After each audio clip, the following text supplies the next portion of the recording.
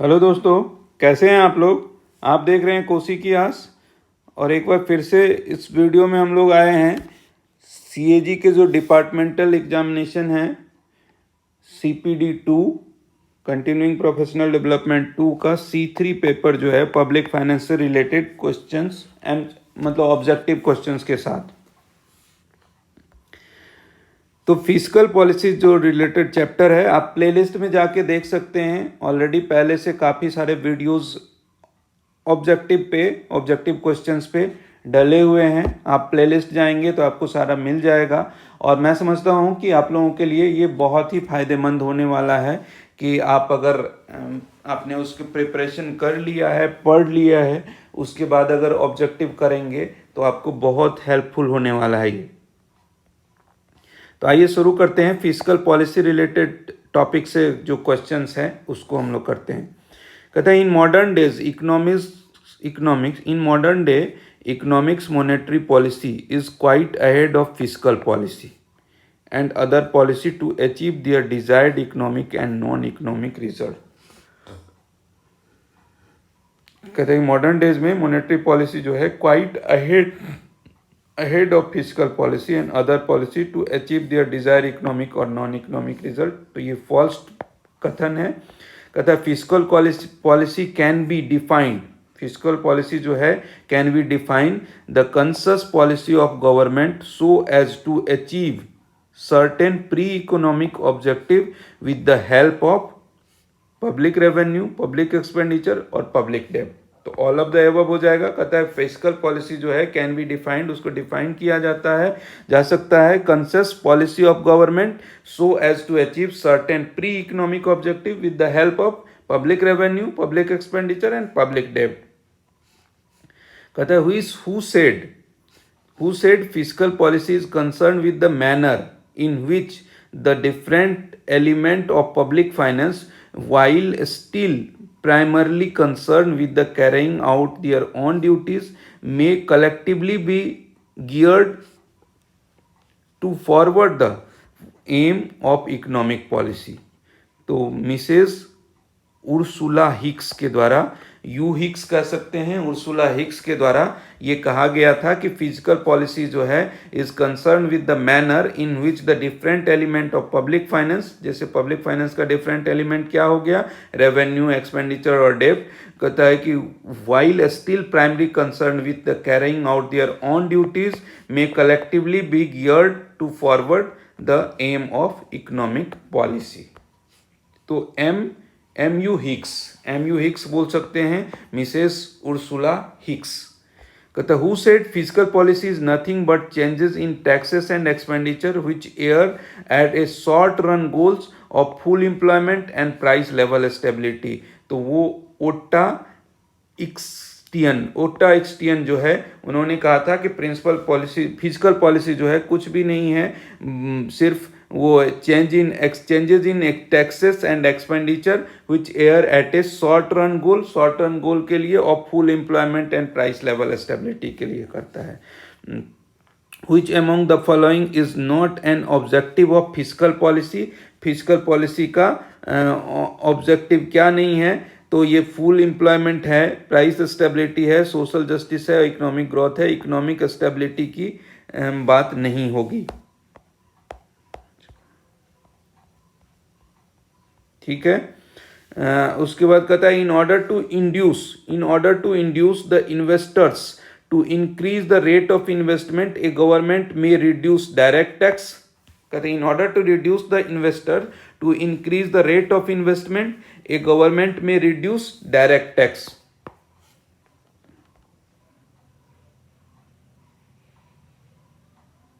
In order to motivate the buyer to demand more. कहता है कि मोटिवेट करना है बायर को to demand more good which will automatically increase the economic activity A government may reduce. अगर demand आपको चाहिए, ज़्यादा चाहिए, तो आपको इनडायरेक्ट टैक्स को इनडायरेक्ट टैक्स कम करना पड़ेगा। जैसे मतलब मार्केट में गुड्स है, अगर इनडायरेक्ट टैक्स आप कम कर देंगे तो गुड्स सस्ता होगा, तो लोग खरीदना शुरू कर देंगे। तो ये एक मोटिवेशन हो जाएगा बायर के लिए, इनडायरेक्ट टैक्स अगर आप रिड्यूस करते हैं।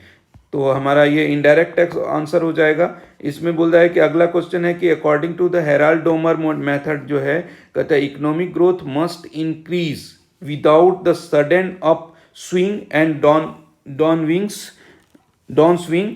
ये आपका ट्रू हो जाएगा। हेराल्ड डोमर बोल रहा है economic growth must increase without the sudden up swing and down swing.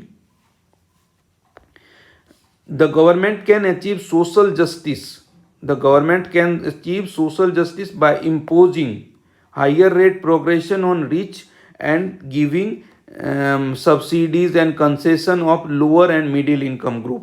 तो हमारा ये आंसर ए नंबर आंसर हो जाएगा कि सोशल जस्टिस में क्या होता है, गवर्नमेंट क्या करना चाहिए, can achieve social justice by imposing, जो अमीर आदमी है उस पर ज़्यादा प्रोग्रेसिव टैक्स लगाएंगे और जो गरीब आदमी है उसको हम सब्सिडी देंगे, कंसेशन देंगे, और लोअर और मिडिल क्लास के लोगों के लिए। कहता है which among the following is not an objective of fiscal policy. Fiscal policy का ऑब्जेक्टिव कौन सा नहीं है इन डेवलपिंग कंट्री में? तो कहता है कि to accelerate the rate of economic growth, ठीक है। To help build up basic and heavy industries, ये भी सही है। To achieve regional balance development, ये सही है। To help mobilise capital formation, तो नॉन ऑफ द मतलब एबव हो जाएगा। यहाँ बोल रहा है कि नॉट एन ऑब्जेक्टिव, तो ये सारे ऑब्जेक्टिव तो हैं ही फिस्कल पॉलिसी के लिए, तो हमारा नॉन ऑफ द एबव हो जाएगा। अगला टॉपिक जो है वो फॉर्म्स ऑफ प्लानिंग से संबंधित है। फॉर्म्स ऑफ प्लानिंग में कहता है कि who said planning is grand panacea of our age. तो रॉबिन्स जो है उन्होंने बोला था कि planning is grand panacea of, रामबान है हमारे एज का, ठीक है। Who said there is no longer any believes in laissez faire on lunatic fringe. कहता है कि किसने कहा था there is no longer any believers in laissez faire on lunatic fringe? Lewis ने कहा था there is no longer any believes in laissez faire on lunatic fringe. कहता है corrective planning to secure economic stability relate to dash, while developmental planning is to secure rapid growth relate to. तो कहता है corrective planning जो है to secure economic stability relate to developed country, and while developmental planning to secure rapid growth relate to under developed country. अब क्या होगा कि corrective planning to stability की बात जहां तक है, तो स्टेबिलिटी कहाँ होगा? जो ऊंचाई को प्राप्त कर लिया है, मतलब जैसे अगर अमेरिका के इकोनॉमी जो डेवलप्ड नेशन है, डेवलप्ड नेशन में क्या होता है कि वहाँ स्टेबिलिटी पे काम होता है कि हमारा इकोनॉमी जो है हमने एक ऊंचाई को प्राप्त कर लिया है, हमारा इकोनॉमी स्टेबल रहे। वहाँ अगर आप टॉप कर जाते हैं तो आपका क्या उद्देश्य होता है कि आपका उद्देश्य होता है कि वो टॉप को मेंटेन रखा जाए, स्टेबल रखा जाए। तो डेवलप्ड नेशन के लिए स्टेबिलिटी प्रेफरेबल होता है, जबकि डेवलपिंग कंट्री जो है उसको रैपिड ग्रोथ चाहिए, उसको मतलब डेवलप होना है अभी। तो इस तरह से यहाँ corrective planning to secure economic stability relate to developed country, while developmental जो है प्लानिंग जो है सिक्योर रैपिड ग्रोथ, वो कहाँ चाहिए? अंडर डेवलप्ड कंट्रीज में। The dash economy relies on market mechanism for the utilization of the country resources of productive purpose। तो unplanned बोलता है कि the dash economy relies on market mechanism for the utilization of the country's resources of productive purpose, unplanned हो जाएगा। The unplanned economy relies on market mechanism for utilization of the community resources of productive purpose। that a dash economy represent a more determinate organization of resources and specify goals to be achieved and commodity to be produced। तो a planned economy जो है, planned economy है वो represent करता है a more determinate more determinate organization of resources, and specifying goals to be achieved and commodity to be produced. Which among the following statement is not the main implication of planning? Which among the following statement is not main implication of planning?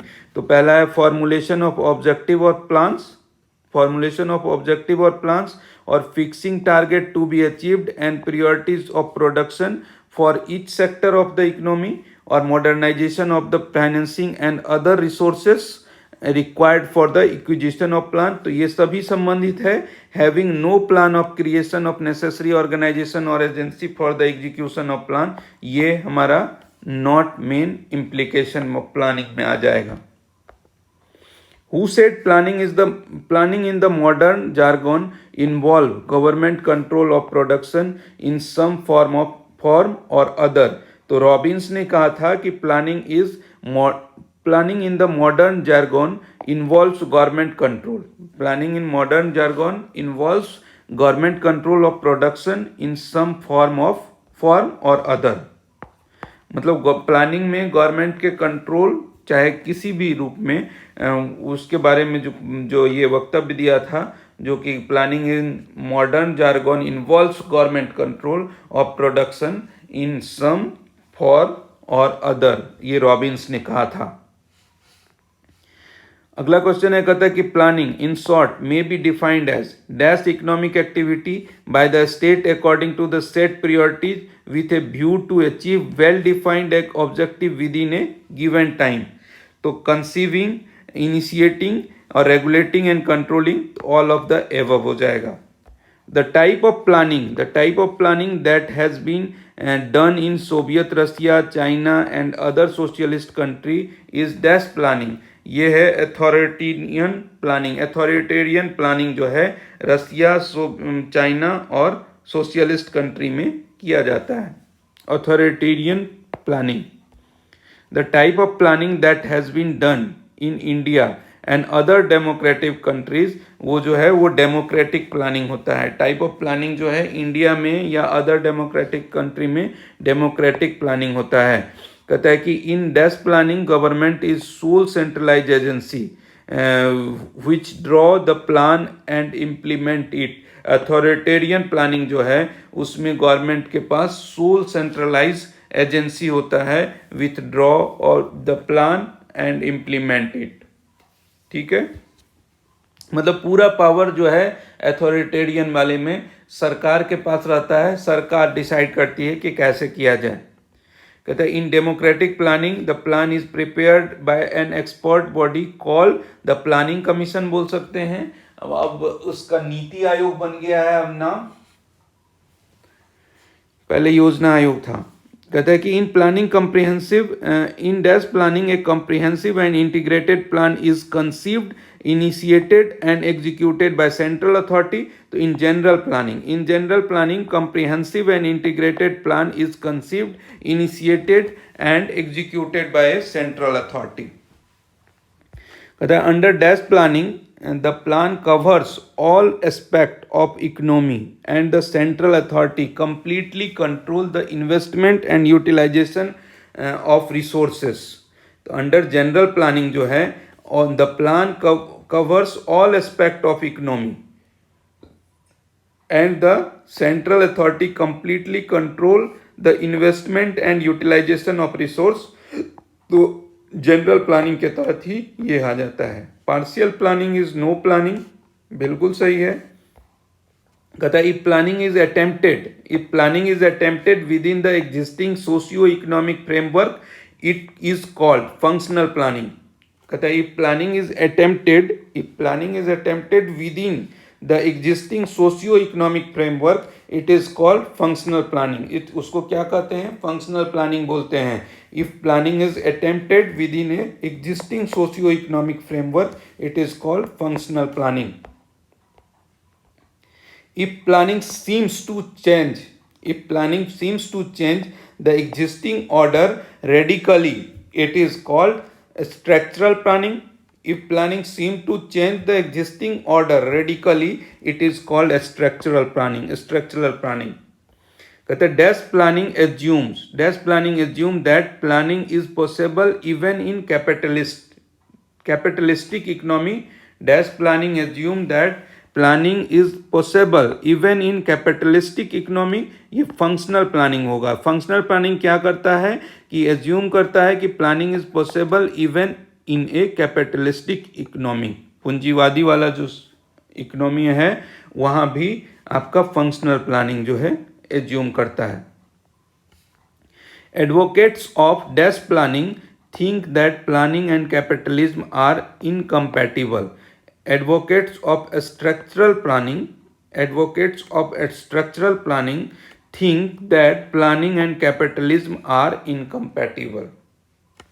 Structural planning जो है advocate करता है कि planning and capitalism are incompatible. और planning by inducement is often referred to as indicative planning. Planning by inducement जो है वो often refer क्या करता है, कहता है इंड्यूसमेंट प्लानिंग को रेफर करता है। प्लानिंग बाय इंडिकेटिव प्लानिंग को रेफर करता है। Planning by inducement is often referred to.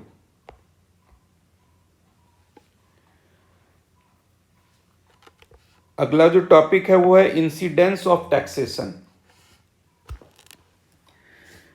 तो देखिए एक इंसिडेंस हम लोग पीछे पढ़ चुके थे, मतलब अगर टैक्स के सेंस में कर रहे हैं जो कि फाइनल बर्डन होता है इंसिडेंस मतलब, ठीक है।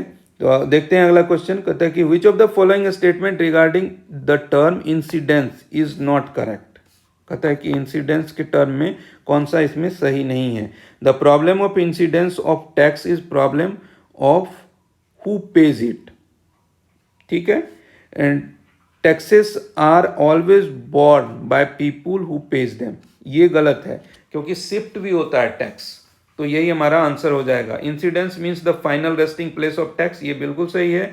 Incidence is on the man who ultimately bear the money burden of the tax, ये भी सही है। तो यहाँ नॉट पूछा गया था, तो taxes are always borne by the people who pays them. उसी पे बनता है ऐसा नहीं, इनिशियली किसी और पे रहता है, वो शिफ्ट भी होता है। The new concept of incidence was introduce by, किनके द्वारा इंट्रोड्यूस किया गया था, यहां तो दोनों दे रखा है।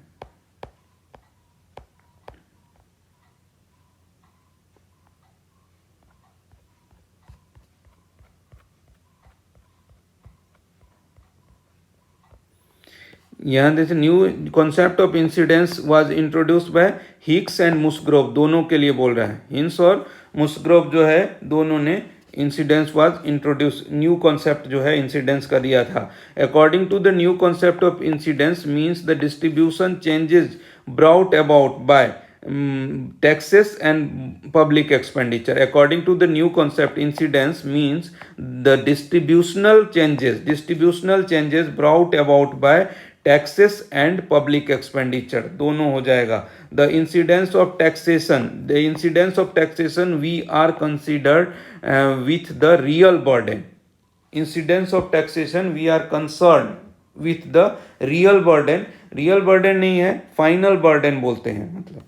The incidence of taxation we are concern with the real burden. Incidence जो है वो फाइनल बर्डन कर सकते हैं। Loss of economic welfare of individual is the real burden of tax.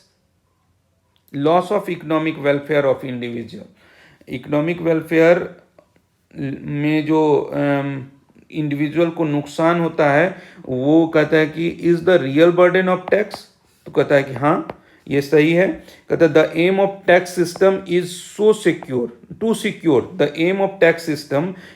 Secure a just distribution of tax burden. The aim of tax system जो है उसका क्या मतलब है, aim of tax system is to secure, होना चाहिए कि a just distribution of tax burden, ठीक है।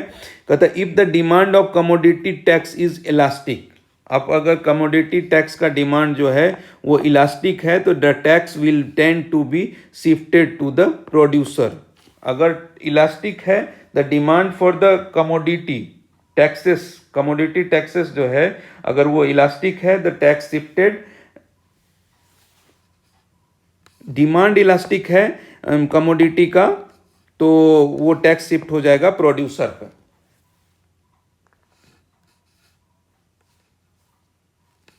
ठीक है,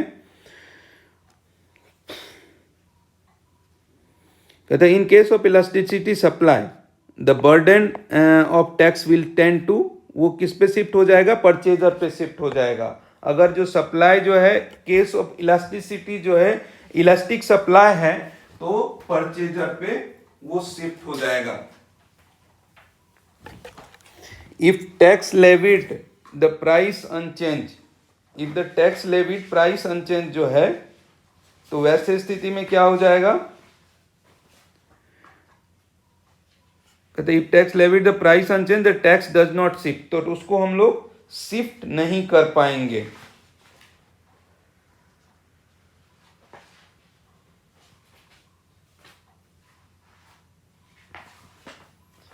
एक मिनट,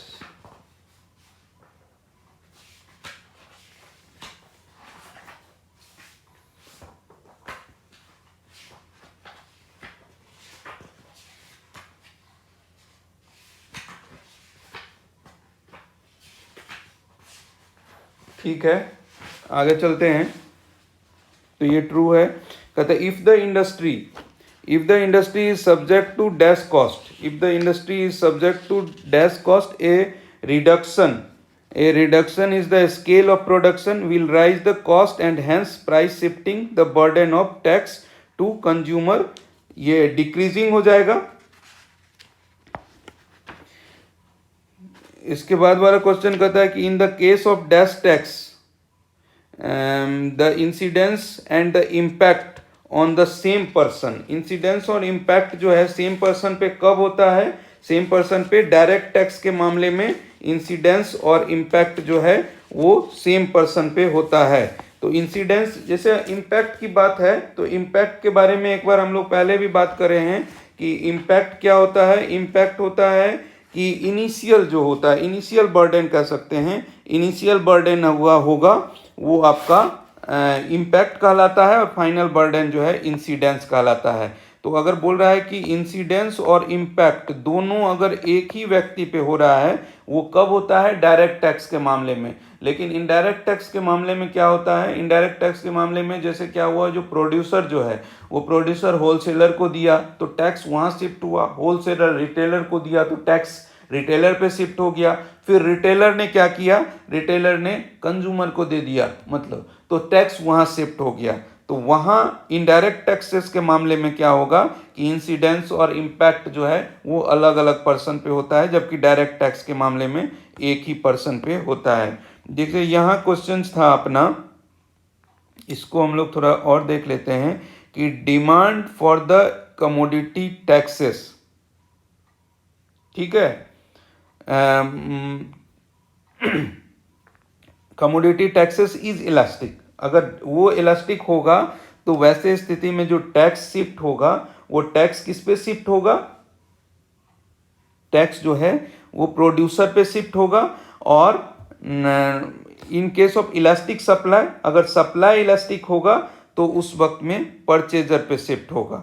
यहाँ एक मतलब फॉर्मूला और देख सकते हैं हम लोग कि ईडी के बारे में बोलते हैं, मतलब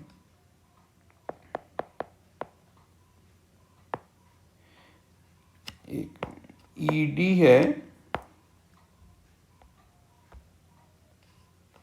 यहां देखते हैं, ED equal to infinitive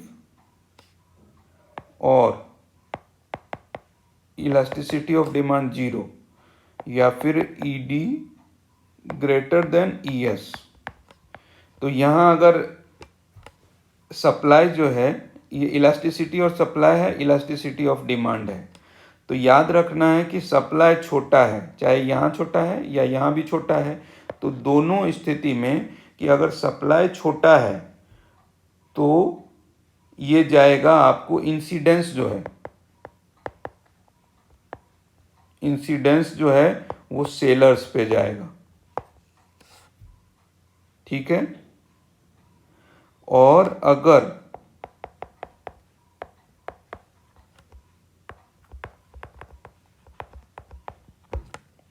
elasticity of supply infinitive है और इलास्टिसिटी ऑफ डिमांड जीरो है, या इलास्टिसिटी ऑफ सप्लाई बड़ा है, इलास्टिसिटी ऑफ डिमांड छोटा है, तो ऐसी स्थिति में जो इंसिडेंस है वो बायर्स पे जाएगा। और अगर दोनों बराबर है, ED इक्वल टू ES है, तो शेयर होगा बोथ में, सेलर्स एंड बायर्स। ठीक है, हम लोग कहाँ पढ़ रहे थे? कहते हैं कि if possible that the commodity may be tax yet it price may be remain unaffected. सही है, कहता है कि अगर पॉसिबल है that the commodity may be tax yet its price may remain unaffected. ठीक है, कहता है the distinction between two type of tax is settled by the questions whether the tax has been shifted or not. If it is shifted, it is dash. अगर shifted है तो वो indirect हो जाएगा, otherwise it is direct हो जाएगा। कहता है कि which among the following statement is not a merit of direct tax? direct tax का merit नहीं है। कहते हैं direct tax are more equitable as progressive can be applied on them. Direct taxes are economical as the cost of collection is small. ठीक है, the yield of direct tax can be calculated with a fair degree of precision. ठीक है, direct tax can be easily evaded and state defrauded of its due. मतलब ये गलत हो जाएगा क्योंकि direct tax can be easily evaded नहीं है and the state defrauded of its due, ये नहीं कर सकता है। तो हमारा not a merit of direct tax का मेरिट नहीं है, ये हमारा आंसर हो जाएगा। Which among the following statement is not demerit of direct tax? यहाँ बोला है कि not demerit of direct tax, demerit नहीं है, मतलब direct tax are very inconvenient to pay, ये नहीं है। और direct tax are very unpopular, nobody like to pay them, ये भी डिमेरिट में नहीं है। ये भी डिमेरिट है तो नहीं है पूछा गया है। तो डायरेक्ट टैक्स क्रिएट एक civic consciousness among the tax payer, ये डिमेरिट नहीं है। डिमेरिट नहीं है मतलब मेरिट हो गया। The direct tax are arbitrary in the sense of that the rate of tax are fix arbitrarily by the arbitrarily by the government। तो हमारा ये आंसर हो जाएगा direct tax create a civic consciousness among the tax pair.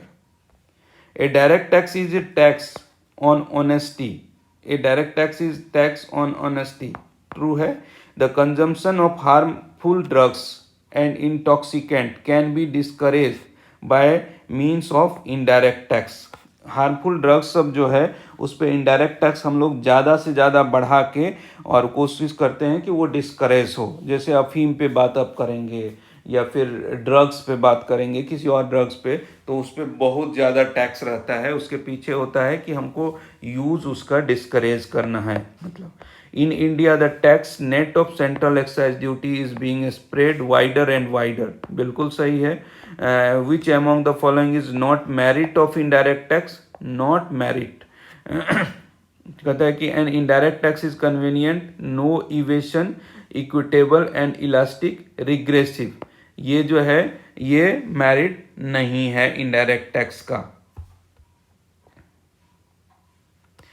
कहता है कि विच among the following is not demerit of indirect? यहाँ भी डीमेरिट नहीं है, मतलब मेरिट हो जाएगा तो इनडायरेक्ट का टैक्स का। तो प्रोडक्टिव है इनडायरेक्ट टैक्स, ये इसका डिमेरिट नहीं है, मतलब मेरिट है।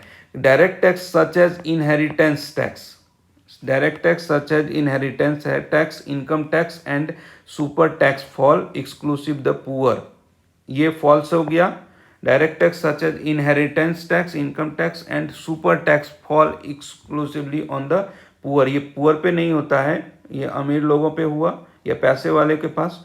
The taxes dash taxes have to play a very important role in developing economy. Indirect tax जो है वो प्ले करता है बहुत ही इंपॉर्टेंट रोल डेवलपिंग इकोनॉमी के पर्पज से। Which of the following statement is not correct, इसमें से कौन सा स्टेटमेंट करेक्ट नहीं है? तो बोल रहा है कि low level of income in the under developed countries provided only A limited scope of direct taxation. ठीक है, कहते हैं indirect taxation is not important for the point of view of economic growth. ये गलत है। इनडायरेक्ट टैक्स का जो है बहुत बड़ा रोल होता है मतलब ये डेवलपिंग कंट्री के इकोनॉमिक ग्रोथ में। Indirect taxation also transfer the growing agriculture surplus for the rural to the urban areas by taxing the farm sector and by checking consumption on the part of newly prosperous farmers। ठीक है, ये भी the basic objective to raise resources for public investment and indirect taxes play a significant role in bringing about diversion of resources from consumption to production and from private sector to public sector। ये भी सही है। अगला question है कि a tax on profit can be passed on the consumer by raising the price. ठीक है, a tax on profit can be passed by consumer by raising the price. True है। कहते हैं dash tax imposed on net profit for the of the corporation और joint stock companies. तो corporate tax जो है, corporate tax is imposed on net profit of the corporation और joint stock. और कहता है कि tax on profit can not be passed, मतलब एक टैक्स ऑन प्रॉफिट जो है, a tax on profit can not be passed on the consumer by raising the price. Price बढ़ा के आप टैक्स प्रॉफिट पे जो आपका टैक्स है वो आप पास नहीं कर सकते हैं। तो ये हमारा ये ट्रू हो गया। इस वीडियो में यहीं तक रखते हैं। अगले वीडियो में हम लोग मॉनेटरी पॉलिसी से रिलेटेड कुछ क्वेश्चंस करेंगे। तो आप लोगों से यही अनुरोध है कि प्लेलिस्ट में आप जाके देख सकते हैं, बहुत सारे एमसीक्यूज हैं, ऑब्जेक्टिव क्वेश्चंस हैं जो आपको पब्लिक फाइनेंस से रिलेटेड जो C3 पेपर है CPD का उसमें हेल्पफुल हो सकता है। तो मिलते हैं अगले वीडियो में। बहुत बहुत धन्यवाद।